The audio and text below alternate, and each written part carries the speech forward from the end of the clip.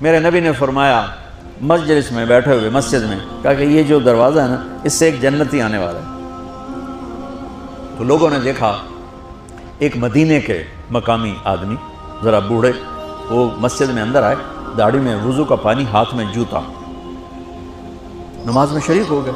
اگلے دن آپ کی محفل تھی تو آپ نے فرمایا یہ جو سامنے دروازہ ہے اس سے ایک جنتی آ رہا ہے۔ تو سیم وہی آدمی اسی حالت میں انٹر ہوئے۔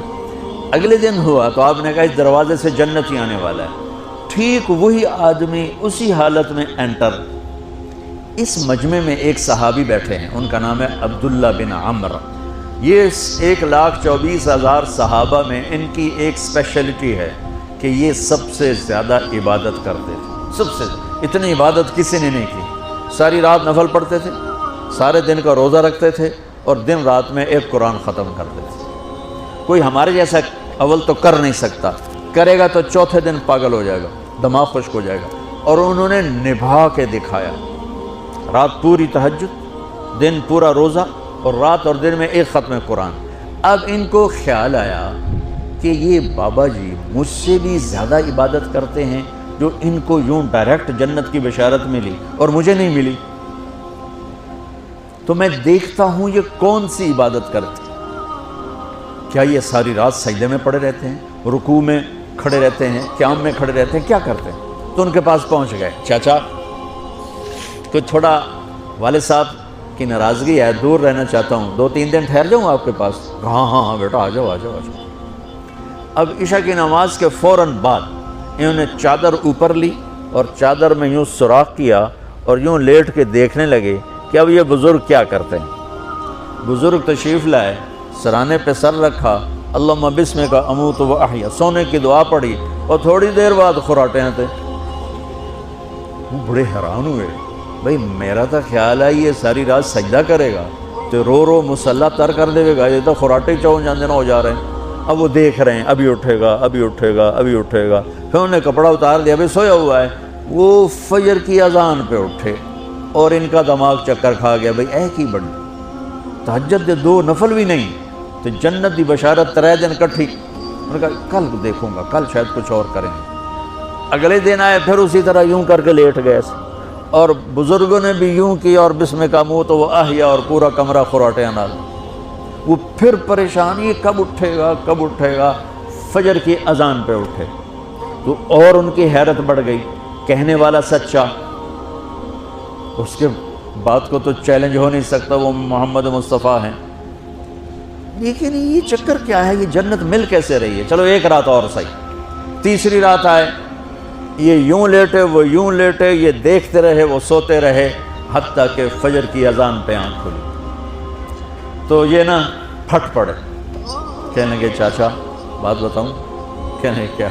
کہ میری کوئی جھگڑا نہیں تھا ابا سے، میں نے 3 دن مسلسل تیرے بارے میں سنا جنتی آ رہا، 3 دن تجھے اللہ کے نبی نے بشارت دی جنتی ہے جنتی ہے جنتی ہے، لیکن میں اس بات پہ حیران ہوں تو ساری رات سوتا رہتا۔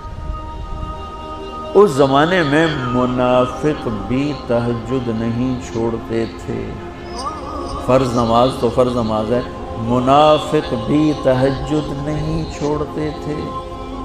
تو کہنے لگے کیا کرتے ہو؟ ساری رات تو سوتے گزار دیتے، کیا کرتے ہو؟ کہنے لگے بھتیجے جو تو نے دیکھا ہے یہی کرتا ہوں۔ اب یہ پریشان ہے کہ اللہ کے نبی کی بات کو تو چیلنج ہو نہیں سکتا، اور جس کو بشارت دی ہے انہوں تے فٹ نظر نہیں آ رہی کہ کیسے 2 نفل آج کہ نیک لوگ تہجد نہیں چھوڑتے۔ تو کہنے لگے اچھا چلو اللہ نے ایسا ہی، اللہ کی مرضی، اللہ کے نبی کی مرضی۔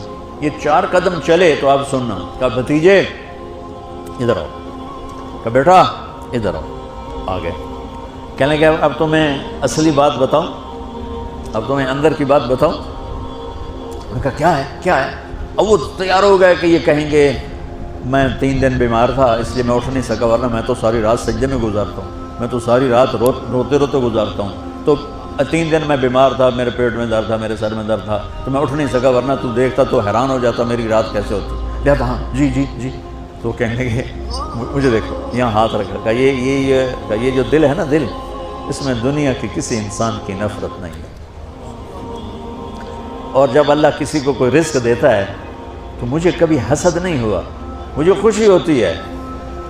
تو ان کی جو باڈی لینگویج تھی نا، حیرت میں ڈوب کے وہ کہتے ہیں ہاں بات ہے، سمجھ آ گئی، یہی سے۔ انہوں نے ایسا نہیں کیا، وہ کہنے لگے ہاذا ہوا، اچھلے اپنی جگہ سے، ہاذا ہوا، یہ چاچا اب سمجھ میں آ گیا، سمجھ میں آ گیا، یہی ہے جو آپ کا سینہ اللہ نے پاک کر دیا ہے، اس پر آپ کو جنت ملی ہے۔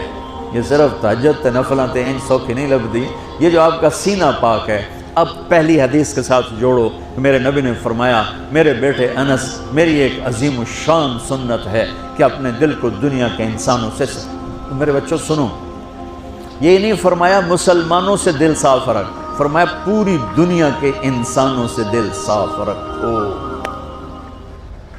یہ بچیاں کر لیں، آپ کر لو، میں کر لوں، یہ تمہارے استاد کر لیں، کوئی کر لے، میرے رب کی قسم بڑے بڑے عبادت گزار ان کی پرواز کو نہیں پکڑ سکتے، بڑے بڑے سجدہ کرنے والے اور رکوع کرنے والے نفلی ان کی پرواز تک نہیں پہنچ سکتے۔